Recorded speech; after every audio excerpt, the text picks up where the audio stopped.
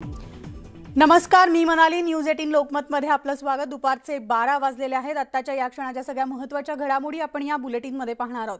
सुरुवात करूयात phone tapping प्रकरणातल्या बातमीनं, कारण ही सगळ्यात मोठी बातमी असून IPS रश्मी शुक्ला आपला जबाब नोंदवत आहेत. रश्मी शुक्ला कुलाबा पोलीस स्टेशनमध्ये दाखल झालेले आहेत. तर हायकोर्टाच्या आदेशानंतर रश्मी शुक्ला या आता कुलाबा पोलीस स्थानकात दाखल झालेल्या असून या ठिकाणी फोन टॅपिंग प्रकरणी आपला जबाब नोंदवत आहेत. तर फोन टॅपिंग प्रकरणी साक्ष देण्यासाठी रश्मी शुक्ला कुलाबा पोलीस स्थानकात हजर आहेत. सकाळी 11 वाजता रश्मी शुक्ला कुलाबा पोलीस स्थानकात हजर झालेले आहेत आणि आपला हायकोर्टाच्या आदेशानंतर त्या जबाब नोंदवण्यासाठी या ठिकाणी उपस्थित आहेत. तर आपण सविस्तर अपडेट जाणून घेऊयात. आमचे प्रतिनिधी विशाल पाटील आपल्यासोबत आहेत. विशाल, काय सविस्तर माहिती? मनाली, IPS अधिकारी रश्मी शुक्ला त्या कुलाबा पोलीस स्थानकात जबाब नोंदवण्यासाठी सकाळी 11 वाजता पोहोचलेले आहेत. जवळपास आता 1 तास झाला मुंबई पोलीस त्यांचा जबाब जो आहे हा नोंदवून घेत आहेत. खरं तर रश्मी शुक्ला यांनी फोन टॅप केले, या संदर्भात गुन्हा जो आहे तो नोंद करण्यात आला आणि त्यानंतर रश्मी शुक्ला यांनी अटकेच्या संरक्षणासाठी उच्च न्यायालयात धाव घेतली. उच्च न्यायालयाकडनं त्यांना सांगण्यात आलं की 16 मार्च आणि 23 मार्च रोजी तुम्ही जबाब नोंदवण्यासाठी पोलीस स्टेशनमध्ये हजर राहा. त्या निर्देशानुसार आता रश्मी शुक्ला जे आहेत त्या कुलाबा पोलीस स्टेशनमध्ये त्यांचा जबाब जो आहे तो नोंदवला जातोय. सगळं हे प्रकरण जर आपण पाहायला गेलं तर ज्यावेळेला महाविकास आघाडी सरकार स्थापन होत होतं त्यावेळेला आणि त्यामुळे फोन टॅपिंग प्रकरणामध्ये रश्मी शुक्ला यांचं नाव समोर आलेलं होतं. विशाल, धन्यवाद या सविस्तर माहितीसाठी. याचे अपडेट्स आपण घेत राहणार आहोत.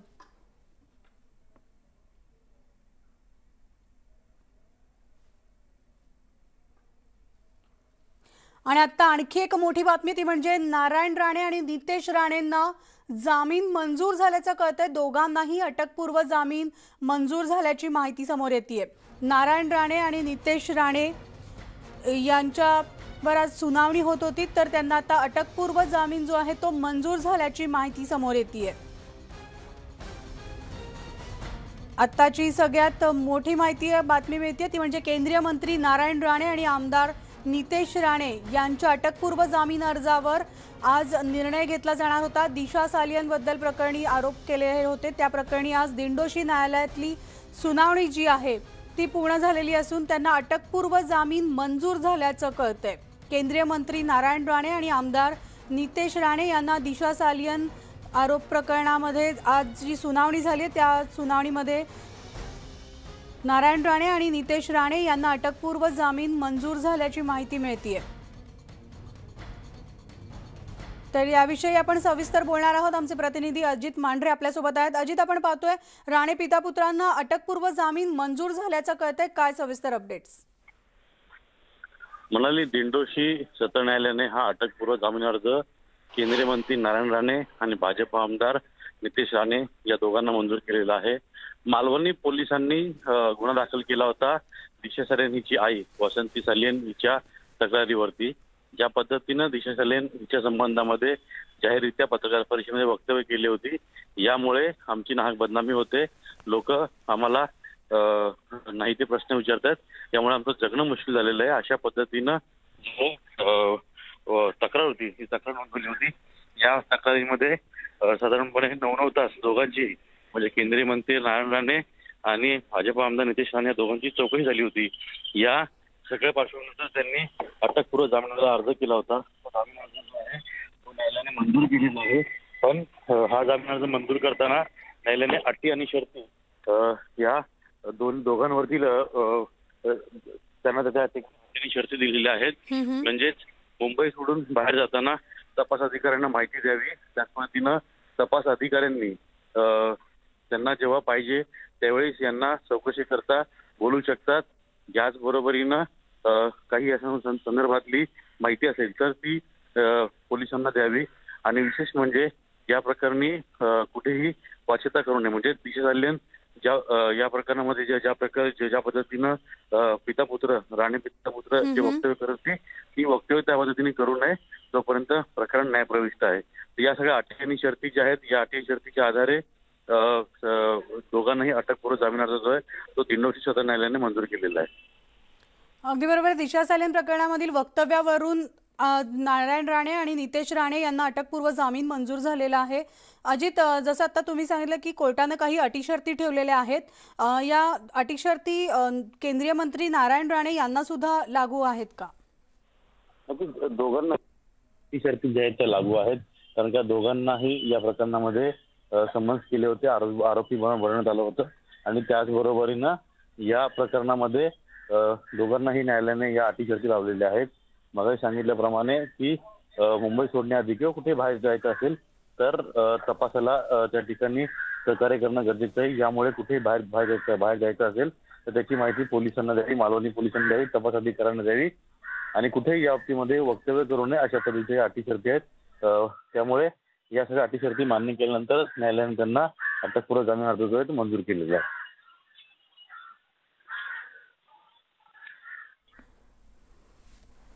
तर आपण पाहतोय आत्ताची सगळ्यात मोठी बातमी आहे ती म्हणजे केंद्रीय मंत्री नारायण राणे आणि आमदार नितेश राणे यांना अटकपूर्व जामीन कोर्टाकडून मंजूर झालेला आहे. मुंबईतील दिंडोशी कोर्टाकडून हा अटकपूर्व जामीन मंजूर करण्यात आलेला आहे. दिशा सालियन प्रकरणी जी वक्तव्य पत्रकार परिषदेमध्ये राणे पितापुत्रांनी केलेली होती, यावरून दिशा सालियन यांच्या कुटुंबियांनी यासंबंधी दिंडोशी पोलीस स्थानकामध्ये तक्रार दाखल केलेली होती आणि त्या प्रकरणाचा निकाल आता येताना दिंडोशी कोर्टाकडून अटकपूर्व जामीन मंजूर झाल्याचं सांगण्यात आलेलं आहे. मात्र राणे पितापुत्रांना काही अटी शर्ती कोर्टाकडून देण्यात आलेल्या आहेत. त्यापैकी त्यांना मुंबई बाहेर जर जायचं असेल तर ते त्यांना आधी नमूद करावं लागणार आहे आणि पोलीस जेव्हा चौकशीसाठी बोलवतील त्यावेळेस त्यांना हजर राहणं गरजेचं आहे आणि वेळोवेळी पोलिसांना सहकार्य करण्यास सांगितलं आहे. आणि दुसरी महत्त्वाची बाब म्हणजे आता या प्रकरणासंदर्भात कुठेही वाच्यता बाहेर करायची नाही असं देखील कोर्टाकडून सांगण्यात आलेलं आहे.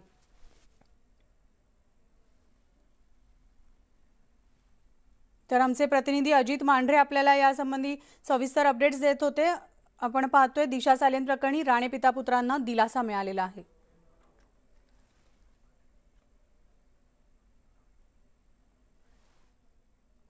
आणि यानंतर जाऊयात पुढच्या बातमीकडे, ती म्हणजे संजय राऊतांनी सकाळी पत्रकार परिषद घेत भाजपवर जोरदार टीका केली आहे.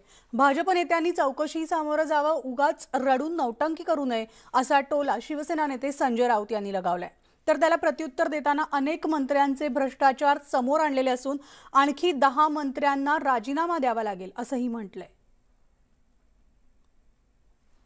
राज्याचे पोलीस, राज्याच्या तपास यंत्रणा एखाद्या गुन्ह्याबाबत, लफंगगिरीबाबत तुमची चौकशी करू शकत नाही का? तुम्ही कायद्याच्या वर आहात का? रडताय कशाला? मला का बोलवता, मला का बोलवता, आमच्या लोकांना का बोलवता? का रडताय? जा ना सामोरे. रस्त्यावरती येऊन नौटंकी कसली करताय? शीज वसुली सुरू आहे. जशी जशी नावं लक्षात येतील तसं तसं त्याच्यावरच्या कारवाया सुरू होतील. आता ॲट अ टाईम किती कारवाया पेंडिंग आहेत? मग 1500 कोटीची कामं आपल्या जावयाला दिलेली हायकोर्टाने ठोकलं आणि कॅन्सल करायला लागलेले असे एक मंत्री आहेत की ज्यांचा मनी लॉन्ड्रिंगचा पण एक विषय पेंडिंग आहे. परब साहेबांच्या रिसॉर्टच्या विषयामध्ये रत्नागिरी कोर्टामध्ये केंद्रीय पर्यावरण खात्याने FIR नोंदवलेला आहे. अशी मोठी आहे. मग कोणी मंत्री हो मला दुसरी बायको आहे असं म्हणतोय तरी मंत्री आहे. तिकडे नगर जिल्ह्यातल्या एका मंत्र्याची 13 कोटीची प्रॉपर्टी ईडीने जप्त केली तरी तो मंत्री आहे. एक 10 जणांनी तरी नैतिकता असेल तर, अदरवाईज कोर्टाने आदेश दिल्यानंतर राजीनामे द्यावे लागतात. आणि यानंतर थेट विधानभवनात जाणार आहोत. आमदार नितेश राणे बोलतात, पाहूयात ते काय बोलतात. आणि आम्हाला दोघांनाही दिशा सालियानच्या प्रकरणामध्ये आम्हाला आत्ताच बेल जाहीर केलेला आहे. तो बेल काही अटी शर्तीचा आहे, सलग आहे. फायनल ऑर्डर अजून माझ्या हातात यायचं आहे. पण जे काय ऐकलेलं आहे की काही अटी शर्ती टाकलेल्या आहेत त्याच्याबरोबर तो बेल दिलेला आहे. मी माननीय न्यायालयाचे आभार मानीन की त्यांनी लोकशाहीमध्ये आम्हा लोकप्रतिनिधींना दिलेले जे अधिकार आहेत, एक केंद्रीय मंत्री आहे, दुसरे आमदार आहेत, आणि आम्हाला जो अधिकार दिला आहे की आम्ही कोणावरही अन्याय होत असेल तर त्याच्या विरुद्ध आवाज उचलणं, त्या व्यक्तीला न्याय मिळवून देणं हा जो आम्हाला अधिकार दिला आहे त्या अधिकाराला अबाधित ठेवण्याचं काम आज न्यायालयाने केलेलं आहे. ह्या महाविकास आघाडी सरकारने जो काही षडयंत्र आमच्या विरुद्ध रचलं, जो काही दबाव टाकण्याचा प्रयत्न केला, दिशा सालियान यांच्या आईवडिलांवर जो काही दबाव आणण्याचा प्रयत्न केला असं आम्ही ऐकतोय. त्या दिवशी महापौर ताई जे त्यांच्या घरी गेल्या आणि मग त्यानंतर जे काही हालचाली झाल्या त्याच्यानंतर आज माननीय न्यायालयाने जो निर्णय दिलेला आहे त्याचं आम्ही स्वागत करतो. याही पुढे जिथे जिथे अन्याय होत असेल त्या अन्यायाविरुद्ध आवाज उचलण्याचं काम सन्मान्य राणेसाहेब असतील, मी असेन, आम्ही सगळेजण याही पुढे करणार आहोत, हेही मी या निमित्ताने सांगतो. अभी दिनदोषी कोर्ट ने दिशा सालियान इनके केस में केंद्रीय मंत्री राणे साहब और मुझे बेल की घोषणा अभी की है. लोकशाही में, डेमोक्रेसी में जो हमको अधिकार दिया है कि जहाँ भी अन्याय हुआ होगा उसके खिलाफ आवाज़ उठाना ये हमारा कर्तव्य है और उस हिसाब से हम लोग हमारी आवाज़ उठा रहे थे. और आज जो जजमेंट जो कोर्ट ने दिया है, मेरा विश्वास है कि इसके आगे भी जहाँ जहाँ भी अन्याय होगा उसके विरुद्ध आवाज़ उठाने का काम हम लोग करेंगे.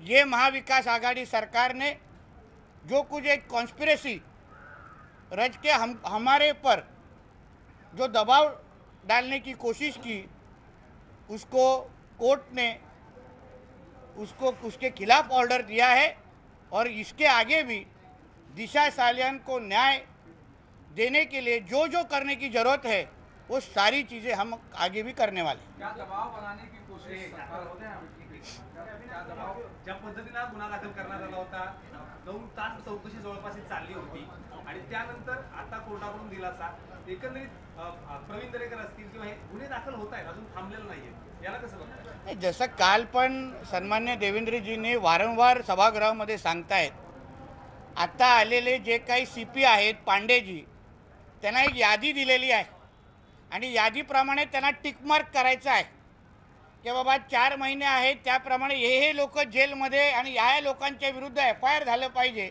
असं आम्ही ऐकतोय आणि त्या यादीप्रमाणे एकेकालावर FIR होते. मग सोमय्या पितापुत्र असतील, राणे पितापुत्र असतील किंवा मोहित खंबोज असतील, दरेकर असतील, लाड असतील, त्याप्रमाणे बघा घटना घडत आहेत. म्हणजे जी काही बातमी आम्ही ऐकतोय त्या बातमीनुसार हे सगळ्या गोष्टी चालल्या आहेत. आजही मी तुम्हाला सांगतो की जे 9 तासा चौकशीमध्ये माझी मागणी अशी असेल की DCP जे आमची इन्क्वायरी त्या दिवशी करत होते त्यांना दर 15 ते 20 मिनिटांमध्ये कोणाचा तरी फोन येत होता आणि ते प्रत्येक वेळी बाहेर जायचे. माझी मागणी असेल की त्यांचा CDR रिपोर्ट तपासला पाहिजे की त्यांना दर 15 मिनिटांमध्ये कोणाचा फोन येत होता, कोणाचे इन्स्ट्रक्शन येत होते आणि FIRच्या बद्दल एक प्रश्न विचारायचा नाही. दिशा सालियान यांच्या आईवडिलांवर खराच अन्याय होत असेल तर त्यांच्या आईवडिलांच्या संबंधित झालेल्या अन्यायासंबंधित आम्हाला प्रश्न विचारला पाहिजे. पण तुम्हाला ही माहिती कोणी दिली? तुमचा कुठल्या मित्रांनी तुम्हाला हे माहिती दिली? तो संबंधित फोटोग्राफ कुठे आहे? तुम्हाला त्या संबंधित फोटोग्राफबद्दल कोणी सांगितलं? म्हणजे कोणाच्या तरी आदेशावर कोणतरी सरकारमध्ये घाबरलेला आहे. आम्ही जेव्हा वारंवार सांगत होतो सरकारमध्ये बसलेल्या एका मंत्रीचा संबंध या विषयावर आहे तर त्याबद्दल कुठलाही प्रश्न विचारायला तयार नव्हते. म्हणजे कुठला मंत्री असो, कुठला नेता असो, त्या संबंधित प्रश्न आम्ही विचारायचे नाहीत किंवा सांगितलेलं स्टेटमेंट नोंद पण करायची नाही, जसं राणेसाहेबांनी पण उल्लेख केला. म्हणजे कोणतरी या सरकारमध्ये या दिशा सालियान प्रकरणावर घाबरलेला आहे. आमचा पुढचा प्रयत्न असाच असेल की जसं आम्ही सांगितलं की पुरावा आम्ही मुंबई पोलिसांकडे का देणार नाही. उदाहरण जसं काल देवेंद्रजींनी पण पेनड्राईव्ह प्रकरणामध्ये सांगितलं, अहो काय मुंबई पोलिसच अगर चुकीचं काम करत असेल किंवा त्यांच्याकडून चुकीचं काम करून घेत असतील तर त्यांच्यावर आमचा विश्वासच नाही. म्हणून आम्हाला CBIकडे तो पेन ड्राईव्ह प्रकरण द्या असं देवेंद्रजीने जसं त्या प्रकरणामध्ये सांगितलं, तोच विषय आमचा आहे की ह्या प्रकरणामध्ये राज्य सरकारतले काही मंत्री ह्याच्यात गुंतले असल्याचा संशय आमच्या असल्यामुळे ते प्रकरण आम्हाला CBIकडे द्यायचं आहे. म्हणून आम्ही कोर्टाकडून ॲप्लिकेशन करून ही मागणी करणार आहोत की दिशा सालियन प्रकरण CBIकडे द्या आणि जी काय माहिती आमच्याकडे आहे ती आम्ही कोर्टाकडे किंवा कोर्टाच्या माध्यमातून CBIकडे देऊ. कारण का राज्य सरकार स्वतःच कुठे ना कुठेतरी पुरावे नष्ट करू शकतं पोलिसांच्या माध्यमातून, अशी भीती आमच्या मनात असल्यामुळे हे प्रकरण CBIकडे द्यावं ह्यासाठी आम्ही पाठपुरावा करणार आहोत. या संदर्भात दिशा सालियनच्या संदर्भात आपण राहुल कर्णांचं नाव घेतलं, त्यांनी अब्रू नुकसानीची नोटीस पाठवली असं आपल्याला म्हणतात. त्याच्यासाठी आबरू असली पाहिजे ना. आणि शिवसेनेमध्ये आता हे उभं सत्य झालेलं आहे की तुम्हाला पदं मिळवायची असतील, महामंडळं मिळवायची असतील, आमदार MLC बनायचं असेल तर राणेंवर टीका करा, राणेंच्या घराच्या बाहेर मोर्चे काढा, राणेंच्या विरुद्ध ट्विट लगेच मांडीवर बसवलं जातं मातोश्रीवर. तसाच तो प्रकार आहे. क्या दिशा सालियन के केस को CBI को हैंडओवर करने की आप मांग कर रहे हैं? क्या यहाँ पर छेड़छाड़ हो सकती है? नहीं, ज़रूर करेंगे, क्योंकि जिस तरीके से 9 घंटे हमारी जब भी इन्वेस्टिगेशन हुई तभी सारे के सारे प्रश्न ये FIR के बारे में नहीं थे, बल्कि इस बारे में थे कि दिशा सालियन के बारे में जो मालूमात, जो केस के बारे में जो मालूमात हमारे पास है, जो इन्फॉर्मेशन है, जो प्रूफ है, वो आपको कहाँ से मिला, वो हम आपको वो आप हमको क्यों नहीं देना चाहते. जब हम उनको पूछ रहे थे कि आपने CCTV फुटेज चेक किया क्या, आपने विजिटर्स डायरी चेक किया क्या, आपने वॉचमैन का इन्वेस्टिगेशन किया क्या, तभी उनके पास कोई भी जवाब नहीं था. तो उसके ऊपर जब हमने उनको कहा कि आपके इसी तरीके के इन्वेस्टिगेशन के बारे में हम आपको इन्फॉर्मेशन देना नहीं चाहते, हम CBI को देंगे, तो हमारा अगला कदम, हमारी अगली कोशिश यही होगी कि कोर्ट से माध्यम से हम ये इन्वेस्टिगेशन.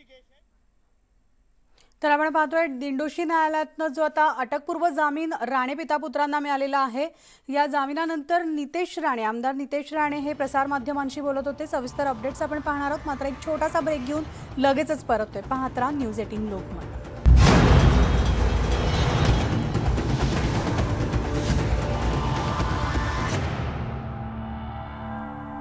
आणि आता एक नजर टाकूया देशातील प्रमुख शहरातल्या आजच्या तापमानावर. आज का तापमान प्रायोजक मैंगो एयर कूलर. इन गर्मियों में घर ले आए मैंगो एयर कूलर वाली ठंडक.